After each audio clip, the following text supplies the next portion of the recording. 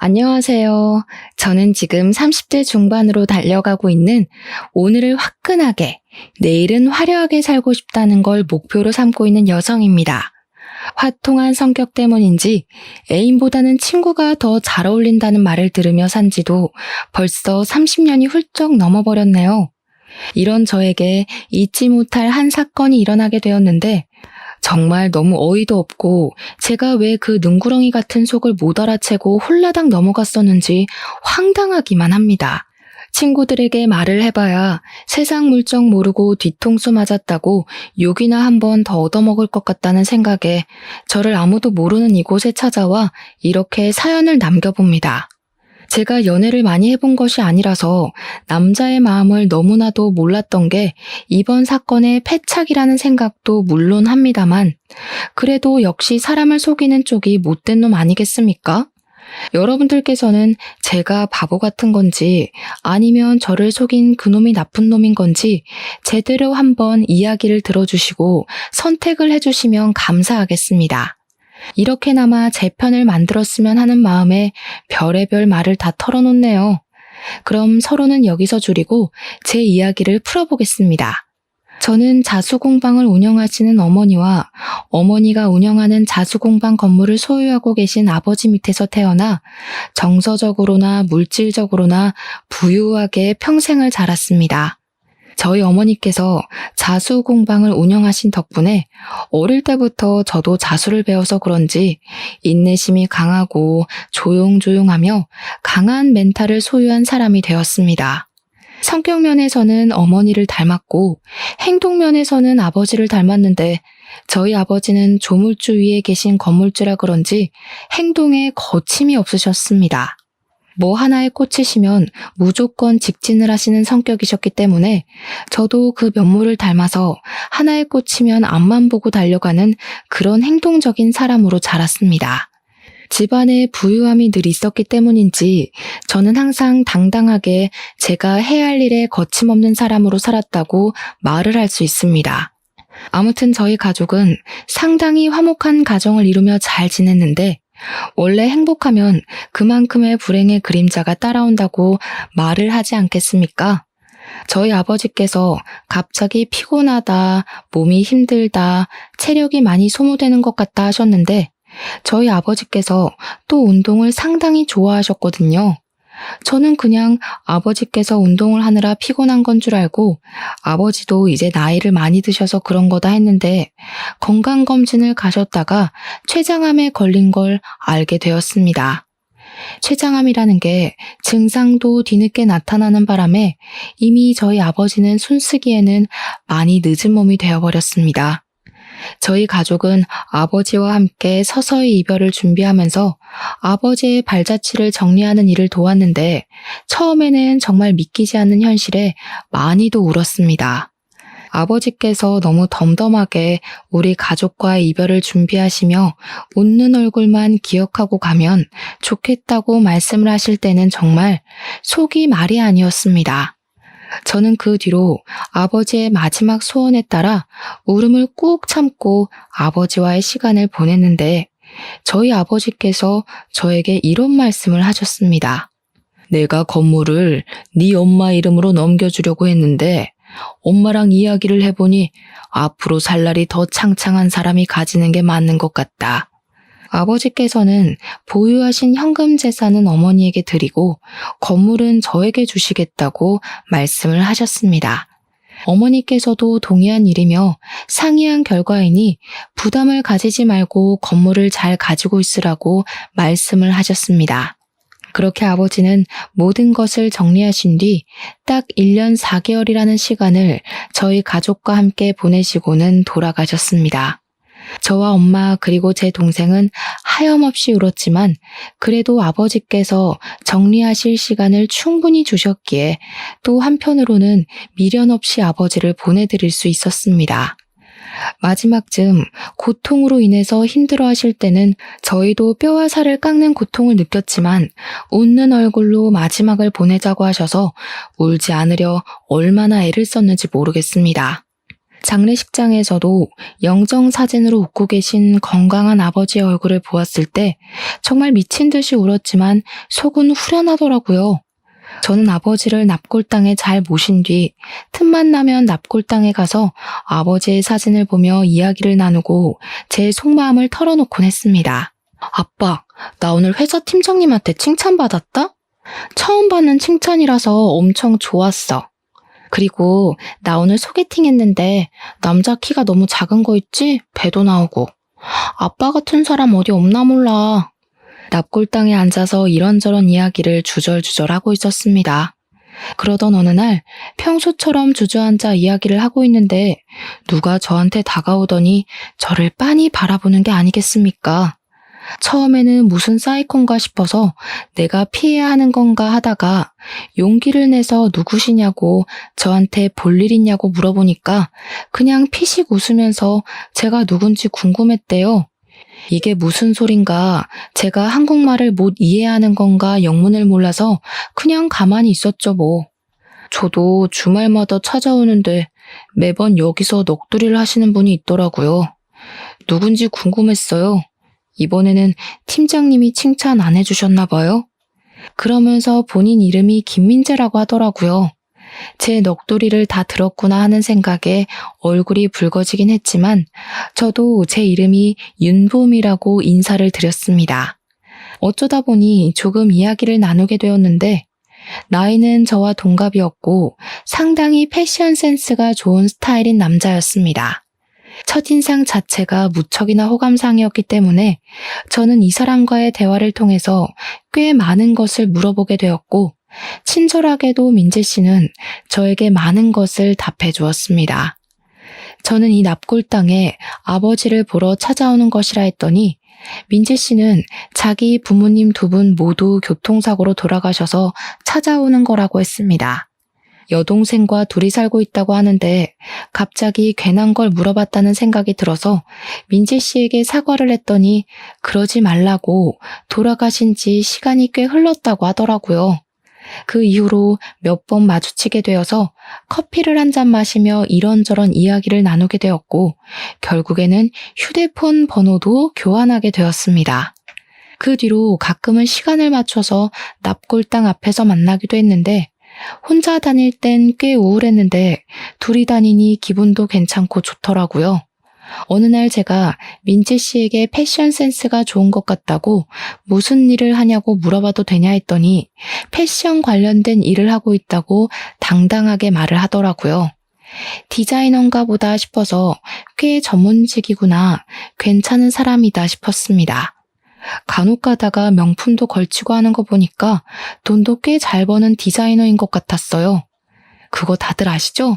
패션에 빠지려면 돈이 있어야 한다는 거요.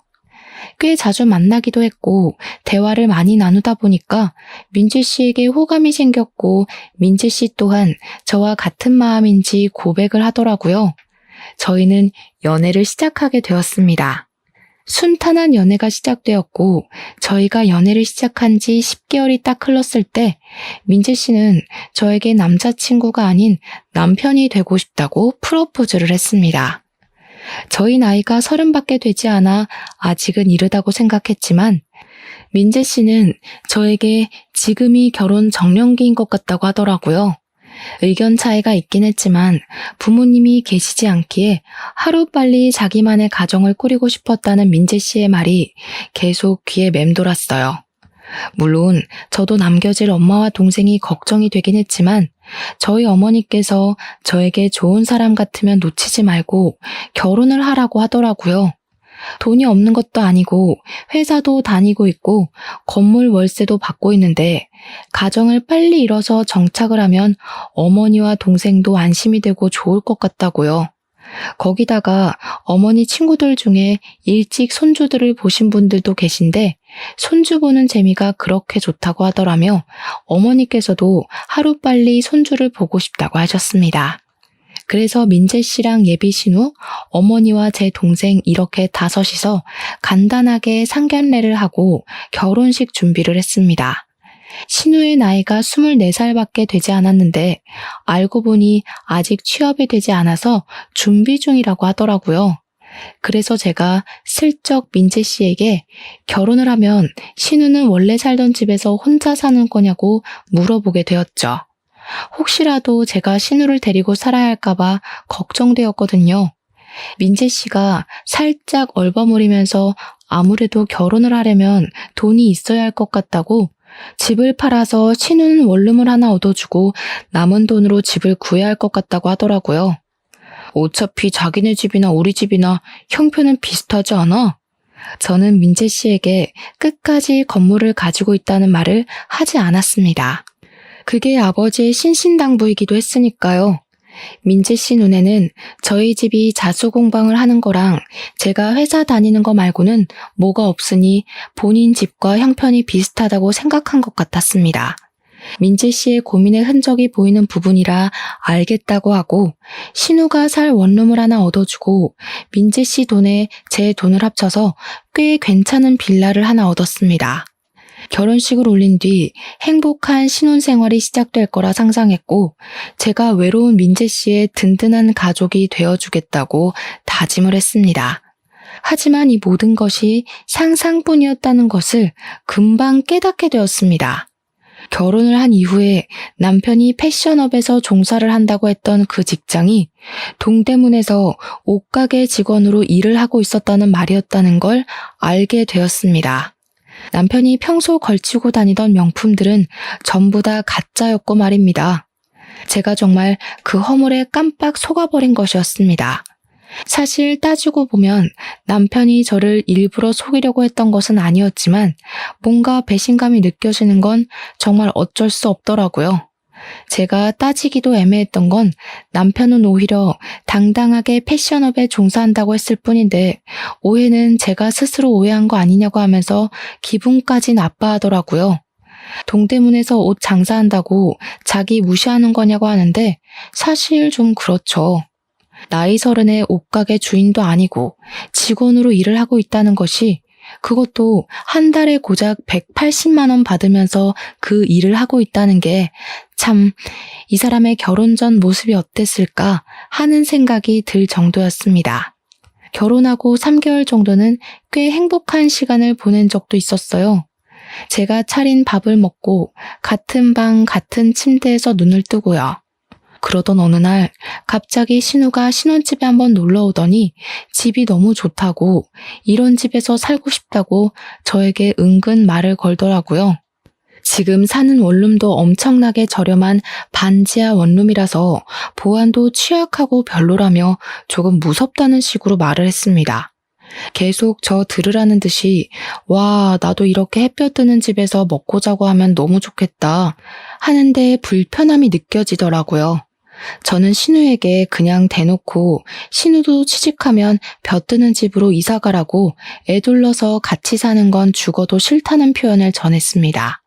신우는 그 뒤로 마치 작정을 한 사람처럼 굴었는데 자꾸 저희 집을 찾아와서 집안 살림을 하나둘 건드리기 시작했습니다. 저희 부부가 혼수를 준비할 때 세탁기랑 건조기는 좋은 걸로 구매를 했는데 신우가 자꾸 세탁물을 들고 집으로 찾아오는 게 아니겠습니까? 저는 진짜 어이가 없었던 게 차라리 버스를 타고 왔다 갔다 할 돈이면 그냥 코인 세탁방 같은 데에 가서 세탁을 하는 게 더 낫겠다 싶었거든요. 그 무거운 걸 다 들고 와서 세탁기랑 건조기를 돌리고 가는데 어이가 없더라고요.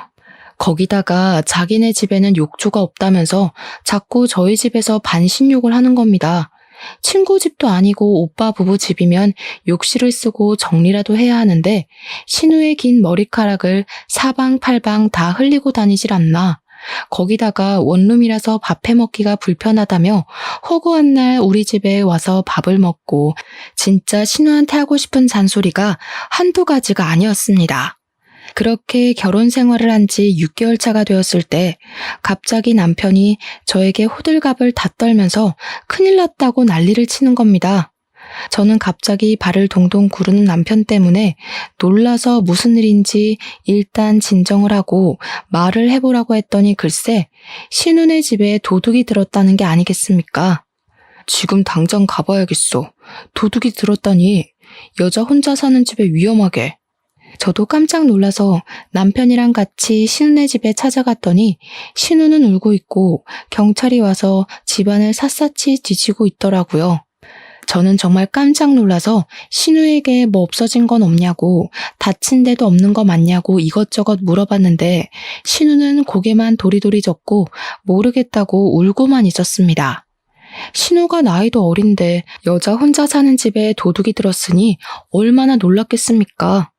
남편은 경찰이랑 이런저런 이야기를 나누고 있고 저는 신우를 안아주며 달래다가 결국에는 일단 짐부터 싸라고 이야기를 했습니다. 신우가 멀뚱멀뚱 있길래 제가 신우 집에서 대충 캐리어를 잡아들고 당장 급한 짐부터 싸라고 닥달을 했죠. 난장판이 된 집에서, 그것도 방금 도둑이 들어왔던 반지하 원룸에서 신우를 다시 내버려 두고 집에 간다는 것 자체가 말이 안 되는 일 아니겠습니까?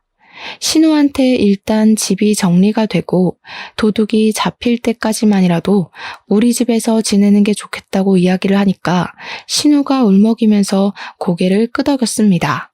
도둑이 잡히지도 않은 상황에 그 집에서 또 어떤 봉변을 당할 줄 알고 신우를 혼자 둘 수 있겠어요. 저로서는 최선을 다한 방법이었습니다. 그날 이후로 신우와의 불편한 동거가 시작이 되었는데 막상 집에 들이니까 후회가 아주 막심하게 들긴 했습니다.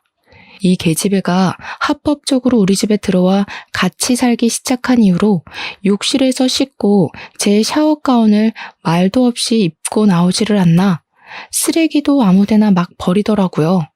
분리수거를 모르는 사람인 것처럼 플라스틱이며 비닐이며 아무데나 막 버리고 제일 중요한 음식물 쓰레기를 버리지 않아서 수채구멍에 쌓아두는 겁니다. 신우에게 잔소리도 해보고 버리는 방법을 알려주었지만 돌아오는 말은 언니가 대신해주면 안 돼요? 였습니다. 제가 무슨 부모도 보모도 아닌데 말입니다. 서서히 스트레스가 쌓여가고 신우와 같이 사는 일에 힘듦을 느끼고 있던 어느 날 남편에게 슬쩍 신우에 대한 이야기를 꺼냈습니다. 이제 어느 정도 정리도 다 됐을 것 같은데 신우는 집에 안 돌아간대? 어떻게 도둑이 든 집에 보낼 수가 있겠소. 도둑이 잡혔다는 소식도 못 들었는데 자기 일 아니라고 너무 매정하게 구는 거 아니야? 남편이 인상을 팍팍 쓰면서 이야기를 하는데 솔직히 저도 그 말을 쉽게 꺼낸 것은 아니었습니다. 제 일이었다면 저는 눈치를 보면서 신혼부부 살림을 도우며 살았을 거라 장담할 수 있어요. 거기다가 신우는 빨래도 안 해, 청소도 안 해, 밥도 안 해. 우리 부부가 맞벌이 부부임에도 불구하고 신우는 취업 준비한다고 집에서 놀고 먹는데 집안일까지 어지르기만 하니까 화가 날 수밖에 없는 상황이지 않겠습니까? 신우가 취업이 안 되니까 돈이 없다면서 당당하게 용돈을 좀 달라고 요구하기까지 하는데 저는 이 불편함을 감수하고 집에 들어가야 하는 게 너무 짜증이 났습니다. 솔직히 말하면 신혼부부임에도 불구하고 퇴근을 해서 집에 돌아가는 그 시간이 제일 싫을 정도였습니다. 그렇게 2주일이라는 시간이 더 흘렀는데 어떻게 된 게 경찰이 이렇다 저렇다 할 수사 내용을 전혀 알려주지 않는 겁니다. 도둑이 잡혔다던가 아니면 뭐 동네에서 그런 추가적인 범죄가 일어났다던가 뭐가 발견이 됐다던가 하는 수사 진척 사항에 대해 말을 해줘야 할 거 아닙니까? 아무런 말도 없고 남편에게 물어봐도 자기도 모른다면서 대화를 회피하려고 하더라고요. 게다가 신우가 살던 집이 전세든 애매든 어쨌든 신우 집 아닙니까? 아무런 말도 없고 남편에게 물어봐도 자기도 모른다면서 대화를 회피하려고 하더라고요. 게다가 신우가 살던 집이 전세든 매매든 어쨌든 신우 집 아닙니까? 언제까지 그 집을 공실로 내버려두고 있을 수도 없는 일이고 전세면 방을 빼야 하고 매매면 다른 사람에게 세를 놓던가 해야 하지 않겠습니까? 그게 전부 돈인데 그렇게 가만히 내버려두는 건 말이 안 되는 소리죠. 반지하 원룸이었기 때문에 보안이 취약해서 벌어진 일이니까 전셋집이라면 위약금을 조금 물더라도 다른 곳으로 이사를 해야 하는 거 아닌가 싶었습니다.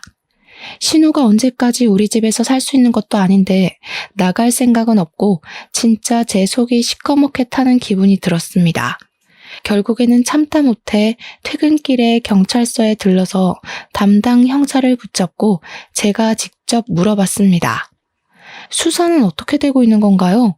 이렇다 저렇다 할 말도 없으시고 범인 검거 1등 국가라더니 좀도둑 하나 못 잡으면 안 되는 거잖아요. 예? 무슨 말씀이신지? 가족분들에게 말씀드렸는데요. 수사 종결됐어요, 그 사건. 네? 범인이 잡혔나요? 언제요? 그 이야기 못 들으셨구나. 국과수에서 나와서 지문 검시까지 싹 했는데 침입자 흔적이 나타나지 않아서 그냥 혐의 없음으로 사건 종결됐어요. 없어진 물건도 없다고 하고 본인이 전날 술을 하도 마셔서 어지른 것 같다면서 죄송하다고도 했고요. 이게 다 무슨 소리인가 싶었습니다. 신우가 우리 집에서 산 지도 한 달이 다 되어 가는데 갑자기 수사 종결이라뇨. 그것도 혐의 없음으로요. 저는 당장 집으로 달려가서 퇴근하고 돌아오는 남편을 붙잡고 경찰서에서 들었던 이야기를 하면서 물어보았습니다. 사건에 대해서 정확하게 들은 거 맞냐고. 오늘 형사를 찾아가서 물어봤으니까 숨길 생각하지 말고 솔직하게 이야기를 하라고 정색을 하고 말을 했습니다. 그러니까 남편이 머리를 막 긁으면서 입을 열더라고요. 그걸 또 형사를 찾아가서 물어봤어? 당신도 참. 솔직히 그렇잖아. 내 동생 나이도 어린데 혼자 사는 거 내가 그걸 어떻게 지켜보겠어. 그래서 이참에 그냥 우리 집에서 같이 살면 좋겠다 싶어가지고. 근데 뭐 명분이 없으니까 그런 일을 좀 횡설수설하면서 이야기를 하는데 결론은 바로 신우이랑 남편이 짜고 저희 집에서 같이 살기 위해 벌인 자작극이었다는 소리였습니다. 자연스럽게 합가를 하고 싶은 마음에 그런 일을 벌인 것이었어요. 심지어 직접 경찰에 신고까지 하면서 말입니다. 어떻게 사람이 그런 짓까지 해가면서 속이려고 하는지 소름이 다 돋을 지경이었습니다. 우리 엄마도 동생이 지금 타지에 나가 있어서 혼자 살고 있는데 그럼 나도 엄마 걱정되니까 우리 집으로 불러서 같이 살아도 돼? 아니, 장모님이랑 내 동생은 다르잖아. 장모님은 불편하고. 저는 신우가 안 불편하겠습니까? 남편이 이런 작당 모의를 했다는 게 너무나도 정 떨어지는 포인트였습니다. 신우가 살던 집도 알고 보니까 보증금 없이 들어가는 월세집이었더라고요. 남편이 버는 돈으로 월세를 내주고 있었던 것이었습니다. 그러다가 모아둔 돈도 떨어지고 월세를 감당하기 힘들어지니까 이런 수를 써서 합가를 생각한 겁니다. 진짜 뒷박하게 맞아 들어가더라고요. 그렇게 쫓아내지도 못하고 완벽하게 합의가 되지도 못한 동거가 시작이 되었는데 제가 신우한테 직접적으로 불편하다, 나가달라는 소리를 안 해서 그런 건지 신우가 너무 뻔뻔하게 저희 집에 늘어붙어서는 말도 안 되는 요구를 막 하기 시작하더라고요. 언니 화장품 좀 써도 되지? 어차피 언니랑 나랑 비슷비슷한 색이 어울리니까 언니 것 좀 쓸게. 그리고 나 옷 좀 빌려주면 안 돼? 나 이번에 좋은 데 가야 하는데 언니 옷이 비싸고 좋은 게 많더라. 언니 돈 잘 버나 봐? 그런 식으로 제 물건을 마치 지 물건처럼 쓰고 다니는데 안 된다 해도 몰래 쓰고 있더라고요. 그러다가 선을 제대로 넘는 사건이 발생하게 되었습니다. 제가 20살이 되었을 때 우리 아버지께서 저에게 대학생이 되었으니까 명품 하나쯤은 있어도 좋을 거라면서 비싼 클래식 라인으로 나와서 지금은 웃돈을 주고도 구입하기 어려운 명품 가방입니다. 다른 것도 아니고 저의 돌아가신 아버지께서 20살 기념 첫 선물로 사주신 가방이었으니 저에게 의미가 남다른 물건이기도 했고요. 제가 그 가방만큼은 정말 신주단지 모시듯이 아끼고 보살피고 있었는데 이 정신 나간 신우인연이 저한테 말도 없이 그 가방을 들고 나가서 스크래치를 내온 겁니다. 언니, 내가 이 가방 들고 나갔다가 술 먹고 떨어뜨렸는데 가죽에 흠이 생겼어. 미안해. 아니 근데 무슨 명품이 이렇게 약해? 이거 짭 아니야? 그 순간 너무너무 열이 받아서 신우의 뺨을 그냥 갈겨버렸습니다. 얼마나 세게 쳤는지 제 손바닥이 얼얼할 정도로 신우의 뺨을 갈겼고 신우는 울지도 못하고 입을 떡 벌린 채로 저를 보더라고요. 이 가방이 어떤 가방인데 내 허락도 없이 마음대로 쓰고 스크래치를 내와? 나한테 물어봤으면 절대로 못 들고 나가게 했을 거야, 알아? 당장 내 집에서 나가. 지금 내 뺨 때려놓고 소리까지 지르는 거야? 나 태어나서 뺨 맞아보는 거 처음이야. 언니가 사과하면 용서해줄게. 사과해. 내가 너한테 왜 사과를 해야 하니? 내 소중한 추억이 담긴 물건을 망가뜨려 왔는데 네가 지금 무릎 꿇고 빌어도 받아줄까 말까 하거든? 저는 바로 남편에게 전화를 걸어서 당장이라도 신우를 쫓아내지 않으면 이혼을 하겠다고 큰 소리를 떵떵 쳤습니다. 남편이 집으로 돌아와서는 사태의 심각성을 깨달은 건지 저를 설득하려고 아주 난리를 치더라고요. 신우를 내쫓겠다. 근데 당장 돈도 없고 집도 못 구하는 처지 아니냐고요. 저에게 며칠만 시간을 주면 고시원이라도 찾아서 내보내겠다고 신신당부를 하길래 일단 알겠다고 대꾸는 했는데 그럴 리가 있겠습니까? 일주일이 지나고 2주일이 지나고 그냥 시간이 흘러서 제가 포기를 하거나 신우를 용서할 때까지 버티는 느낌을 팍팍 받았습니다. 남편도 제 눈치만 슬슬 보면서 날이 추워서 지금 집 나가면 고생할 게 뻔한데 이런 소리나 하고 있고요. 아, 이 연놈들이 반성이 없구나. 저를 그냥 호구로만 생각하는구나. 이런 식으로 영영 누로붙을 준비를 하고 있구나 하는 생각이 들기 시작하면서 그 두 남매를 보고 싶지 않아졌습니다. 꼴도 보기 싫어서 가끔 친정집에 와서 잠을 자고 가곤 했는데 어머니께 이런 이야기를 전부 했더니 어머니께서 한숨을 푹푹 쉬면서 어쩐지 하시더라고요. 왜? 엄마도 뭐 느낀 거 있어? 아니면 내 남편이 엄마한테 뭐라고 했어? 아니, 우리 딸 결혼하고 얼마 지나지 않아서부터 자꾸 너희 아빠가 꿈에 나오는 거야. 너네 아빠가 엄마 보고 사람 보는 눈이 그리 없어서야 되겠냐고 어찌나 잔소리를 하던지. 처음에는 무슨 이런 개꿈이 다 있나 싶었는데 살면서 제 이야기를 전해 들으며 아버지께서 어머니에게 이 결혼을 시키지 말라고 말렸던 행동이었다는 걸 알게 되었다고 하셨습니다. 저에게 계속 어머니는 한숨을 쉬며 본인이 사람 보는 눈이 없어서 이 사달이 난 것 같다고 이혼을 하려면 애가 들어서기 전에 빨리 하라고 하시더라고요. 이런 건 참고 살아봐야 병만 키우는 일이라고 하시면서 행동력 있는 우리 딸을 믿는다고 결단력 있게 행동하라고 조언을 해주셨습니다. 저는 어머니까지 저의 편이라는 것을 깨닫고 마음이 든든해진 덕분에 제대로 이혼을 결심하게 되었습니다. 혼자 곰곰이 생각을 해보니까 집은 나름 남편이 돈을 보탠 부분이 있으니까 정리해서 반 갈라주면 되겠구나 싶었습니다. 가전 제품들이야 중고로 팔아치우면 돈이 꽤 될 것 같다고 생각하면서 중고 시세를 알아보며 저 혼자만의 정리를 시작하게 되었습니다. 그런데 제가 이런 고민을 한답시고 남편과 신우에게 신경을 전혀 쓰지 않아 집안 분위기가 잠잠해지니 이 인간들이 또 슬며시 길을 펴고 행동을 하는 것이 아니겠습니까? 제가 이제는 합가하는 부분을 포기하고 자기들을 용서했다고 생각을 하는 건지 뭔지 진짜 그 뻔뻔한 행동에 기가 다 막히더라고요. 그러다가 결정적인 사건이 터졌는데 제가 원래는 세금 고지서를 어머니의 자수공방으로 받게 주소를 설정해 두었습니다. 건물을 가지고 있다는 걸 남편이나 신우는 전혀 몰랐기 때문에 일부러 들키지 않으려고 그렇게 해뒀었는데 제가 실수를 하나 하고 말았습니다. 다른 세금 고지서를 집 주소로 받아오면서 재산세와 종부세 고지서까지 집으로 날아오게 되어버린 것이었습니다. 신우랑 남편이 우편함에 꽂힌 세금 고지서를 보고 저에게 건물이 있다는 사실을 알게 된 것입니다. 언니, 이거 뭐야? 언니 건물 있어? 왜 말 안 했어? 내가 인터넷 찾아보니까 이거 건물 있으면 나오는 거라는데? 언니 건물주야? 뭐야, 그동안 건물식이나 있는 사람이 우리한테 이렇게 박하게 군 거야? 아니 그러면 집은 왜 반반 나눈 건데? 있는 사람이 더 내야지. 언니, 나 진짜 서운하네. 건물주인 거 알았으면 나 취업 준비 안 했을 텐데.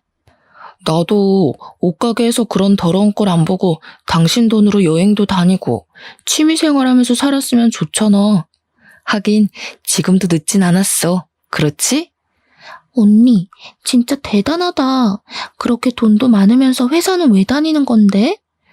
앞으로는 그런 건물 관리하면서 놀고 먹고 여행 다니자 우리. 그 건물 관리 내가 할까? 아무래도 건물주가 남자인 게 더 낫지 않겠어? 지금 둘 다 나 말할 틈 하나 안 주고 뭐 하는 거야? 이 건물 내 명의지만 내 거 아니야. 우리 엄마 거야, 신경 꺼.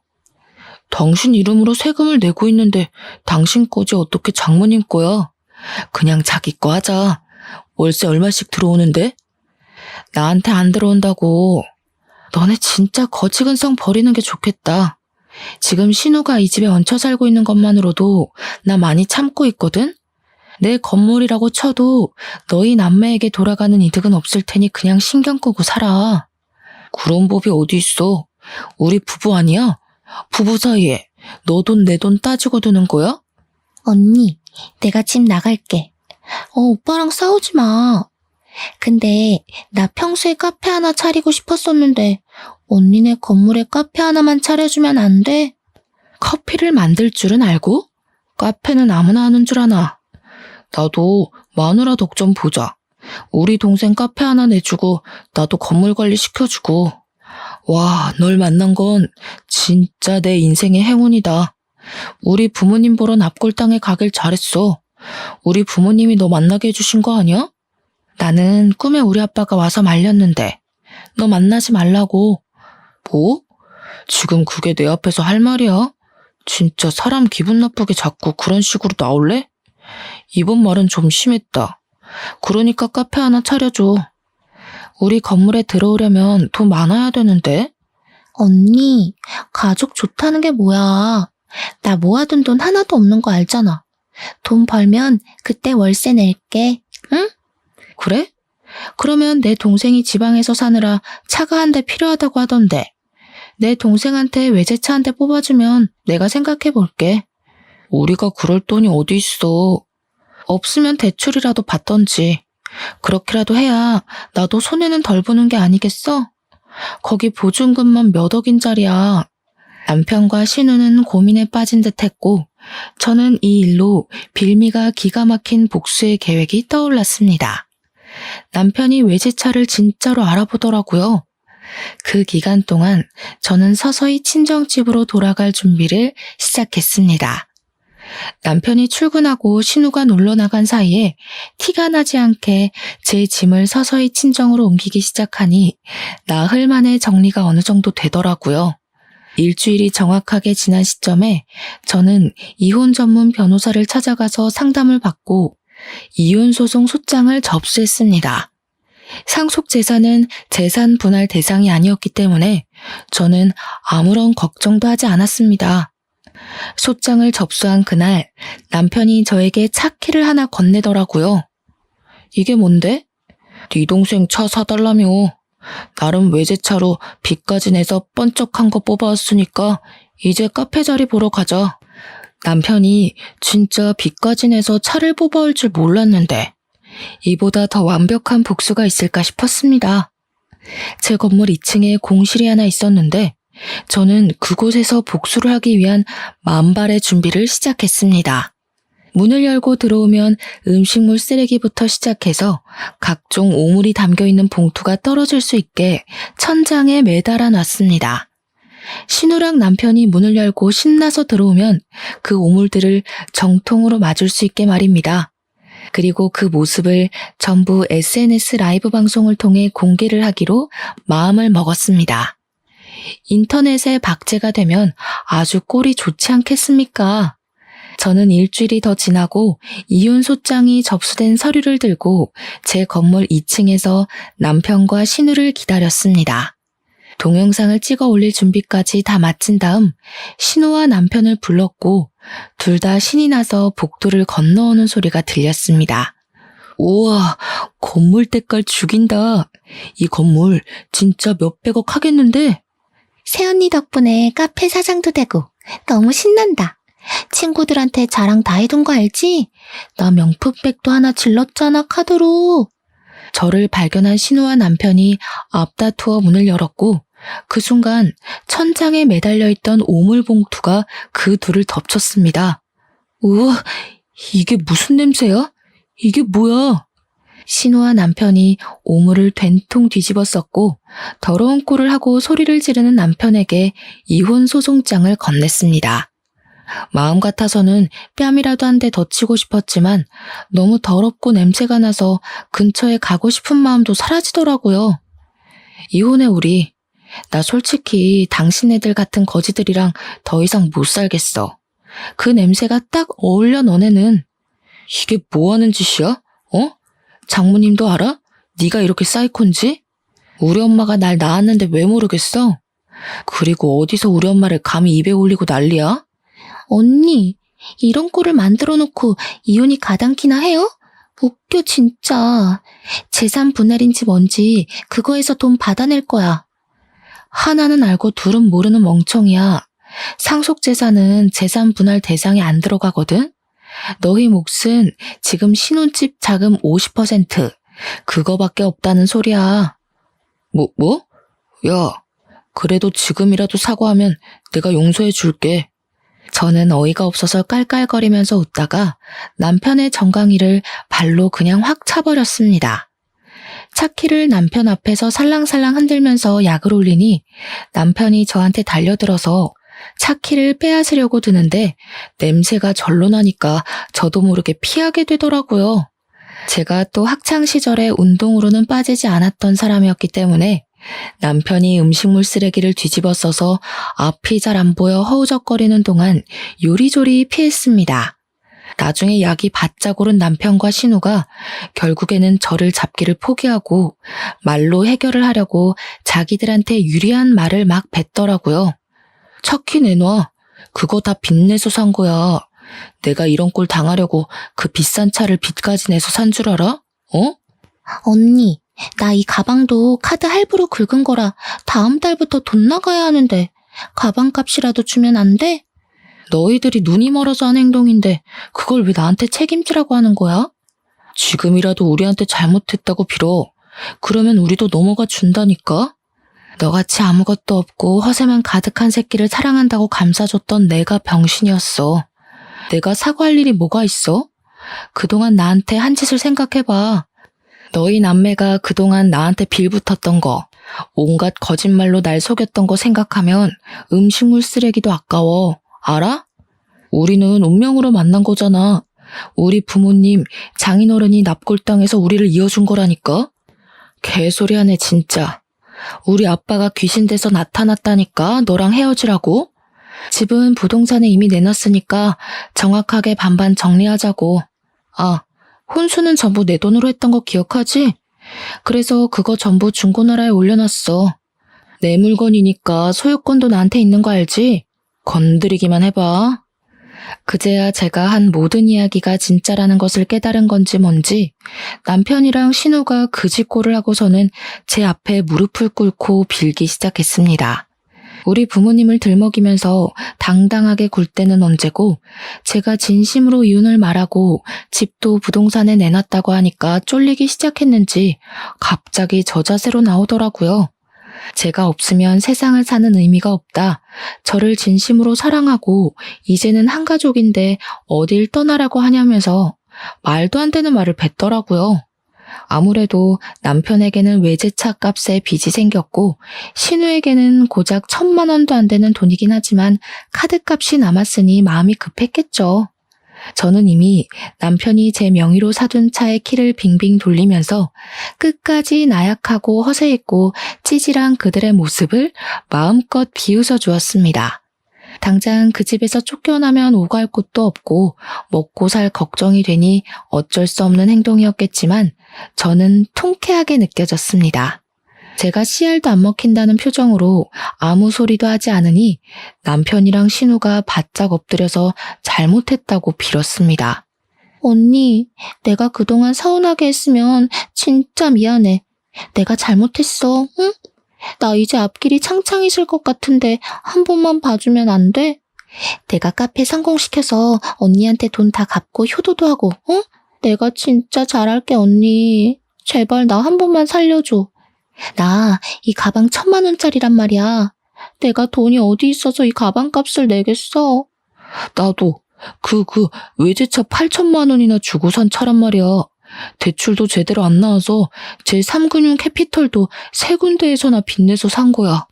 제발 지금 당신이 모른 척하면 우리 평생 빚쟁이한테 쫓겨다니면서 살아야 한다니까. 까지 말로만 잘못했다고 말을 하고 제 건물에 기대서 편하게 살고 싶다는 말을 돌려하는 그들에게 저는 마지막 인내심까지 사라지게 되었습니다. 말하는 꼬락서니를 들어보니 이것도 아주 잠깐이고 제가 받아주기라도 하면 건물 명의부터 돌려달라고 할 뻔뻔한 연놈들이었습니다. 주먹이 불끈 쥐어졌지만 영상에 다 찍히고 있는 중이었기 때문에 꾹 참고 참았습니다. 혹시라도 폭행 신고가 들어가면 안 되니까요. 이들의 이 뻔뻔한 작태는 전국에 퍼질 거고 이혼 소송도 제 편에서 마무리되길 바라고 있었기 때문에 부모님 생각을 하면서 버텼습니다. 대신 신우가 메고 온 그 1,000만 원에 가깝다는 미니백에 남은 음식물 쓰레기를 탈탈 털어 넣어 주었습니다. 신우가 경악을 하면서 소리를 빽 질렀지만 저는 아랑곳하지 않았죠. 신우는 부들부들 떨면서 가방 내피를 닦아내려고 애를 쓰더라고요. 아우, 진짜 너넨 이 음식물 쓰레기가 아까워. 재활용도 안 되는 쓰레기들이잖아. 안 그래? 난 너네 같은 남 재산 등쳐먹는 인간들이 제일 싫더라. 저는 휴대폰에서 라이브로 중계된 영상을 끄면서 그들에게 나중에 인터넷 살펴보라고 아주 재미난 꼴 실컷 볼 수 있을 거라고 친절하게 설명을 해주었습니다. 그리고 저는 뒤도 돌아보지 않고 친정으로 떠났고 부동산에 내놓았던 집은 나름 위치가 좋았던 빌라라서 그런지 빠르게 매매가 진행되었습니다. 남편과 만나야 하는 상황이 생길까봐 대리인을 통해서 진행을 했고 돈을 받자마자 남편의 통장에 반을 붙여주었습니다.